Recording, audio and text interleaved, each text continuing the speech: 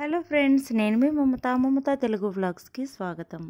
ఈరోజు డే 13 నేను ఏం తింటున్నాను అనేది చూపిస్తానండి.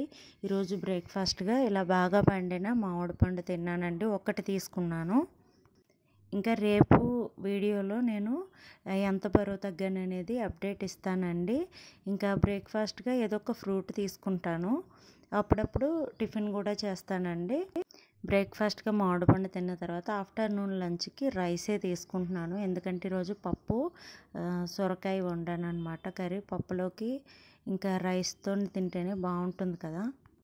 ఎవ్రీడే చెప్పేదేనండి, మన ఇంట్లో ఏది ఉందో అదే తినాలి. బేస్డ్ ఆన్ మనం ఏది వండుకున్నామో దాన్ని బట్టి మనం డైట్ అనేది కొంచెం తీసుకుంటూ అది ప్లాన్ చేసుకొని మనం కొంచెం కొంచెం తింటూ బరువు తగ్గించుకోవాలి. దీనికి తోడు సొరకాయ పప్పు అని చెప్పాను కదండి. ఇదిగోండి పెసరపప్పు సొరకాయ వండాను అనమాట.